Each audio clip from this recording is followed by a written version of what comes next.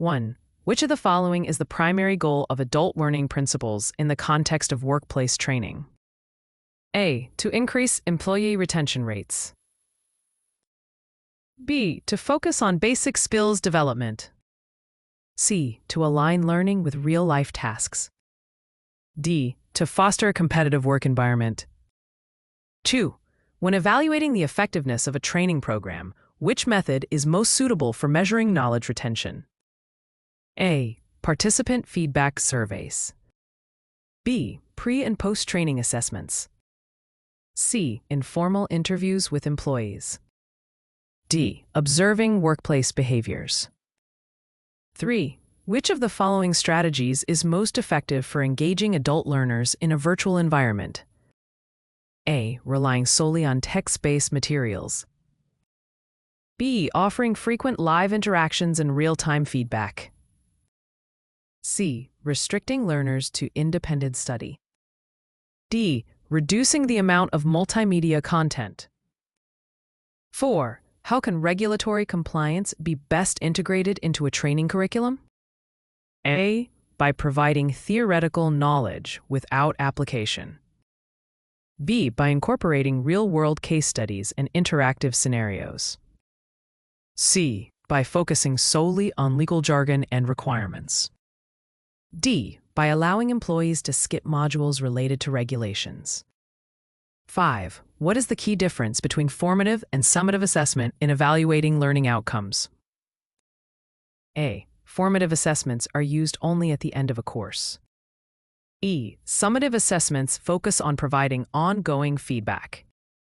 C. Formative assessments help adjust the learning process during instruction. D. Summative assessments are informal and not graded. 6. In the context of mentoring, which approach is most effective for supporting adult learners? A. Micromanaging their tasks to ensure progress. E. Offering guidance without the need for regular check-ins. C. Fostering self-directed learning through reflective conversations. E. Relying on instructional methods that focus only on theory. 7.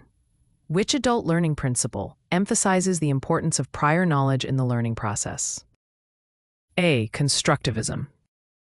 B. Experiential learning. C. Motivation-based learning. D. Andragogy. 8. How can a curriculum be designed to enhance the transfer of learning to the workplace? A. By including abstract theoretical concepts. B. By using real-life scenarios and problem-solving exercises. C. By focusing only on industry-specific knowledge. D. By avoiding hands-on learning experiences. 9. What is the main purpose of using self-assessment in the learning process? A. To provide learners with external feedback. B. To gauge the effectiveness of the instructor. C. To encourage learners to reflect on their strengths and areas for improvement. D. To determine the final grade of the learner. 10. Which of the following is a key characteristic of adult learners in the workplace? A. They prefer passive learning experiences. They expect learning to be relevant to their personal and professional lives. C. They have less motivation to engage in learning activities. They are primarily motivated by competition with peers. 11. What is the role of formative feedback in a learning environment? A. It helps learners reflect on their progress after the course ends. B. It provides an opportunity to evaluate final learning outcomes. C. It allows for improvements in learning throughout the instructional process. D. It is used to assess the effectiveness of the instructor only. 12.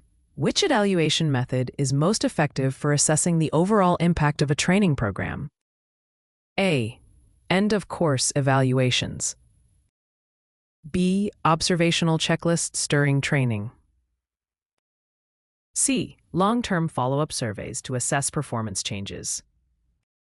D. Informal feedback from learners.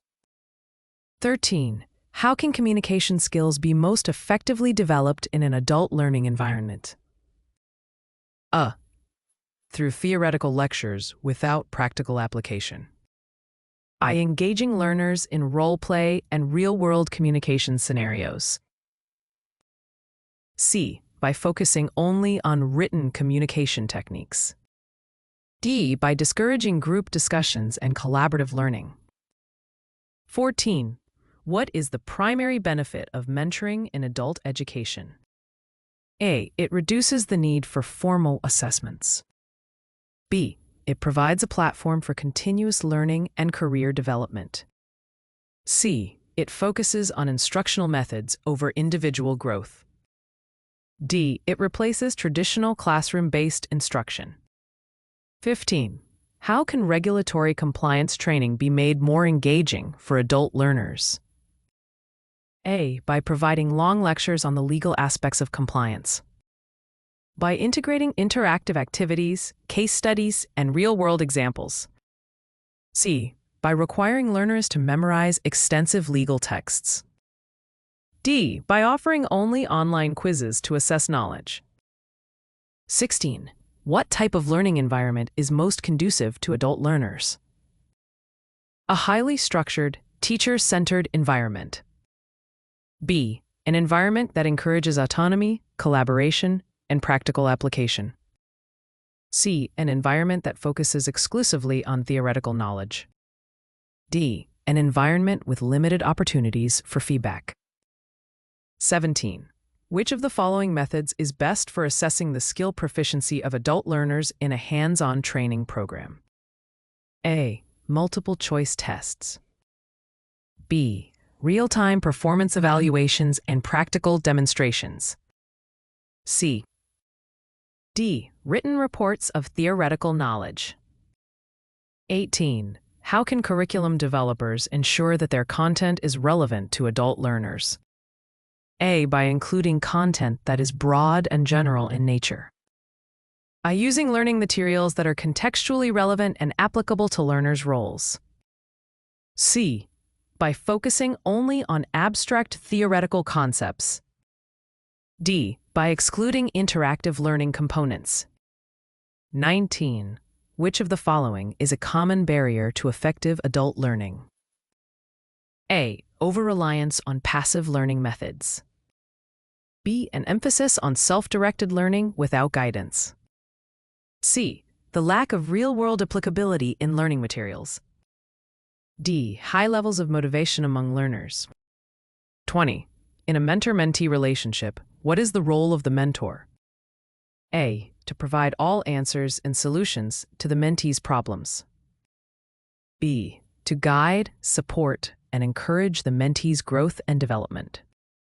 C. To assess the mentee's learning performance through formal exams. D. To monitor the mentee's performance without offering support. 21. Which adult learning theory suggests that adults learn best when they can immediately apply new knowledge to real-world tasks? A. Kolb's experiential learning theory. B. Knowles' andragogy. C. Vygotsky's social development theory.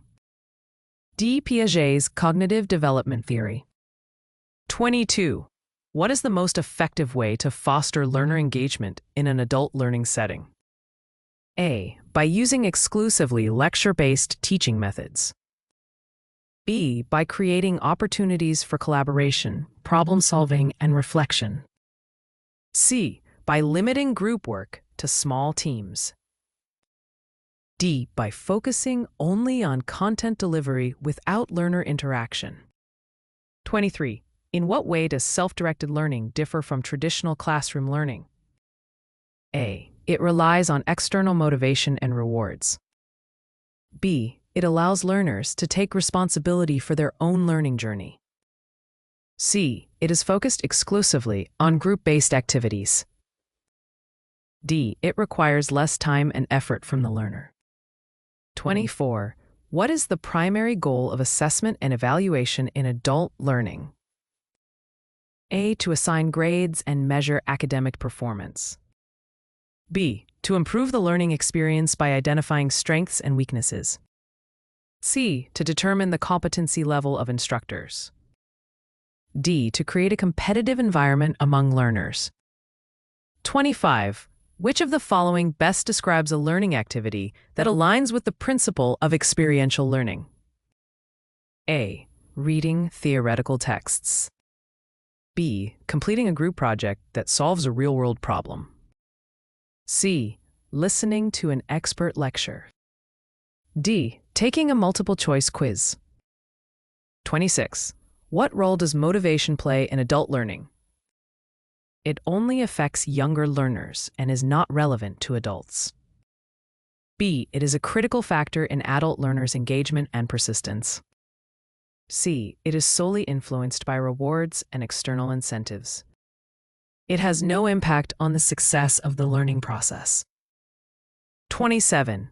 Which approach to curriculum design best supports the needs of adult learners? A. One-size-fits-all curriculum that ignores individual needs. B. A curriculum that is flexible, learner-centered, and allows for self-directed learning. C. A curriculum that focuses only on content delivery through lectures. D. A curriculum that prioritizes theory over practical application. 28. Which of the following best illustrates the concept of formative assessment in an adult learning environment? A. A written test given at the end of the course. B. An informal feedback session after each module. C. A final project that determines overall course success. D. A peer-reviewed article submission. 29. What is one key advantage of using technology in adult learning programs?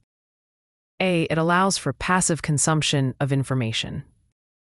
B. It makes learning content more abstract and less applicable. C. It facilitates access to learning materials at the learner's convenience. It eliminates the need for interaction between learners and instructors,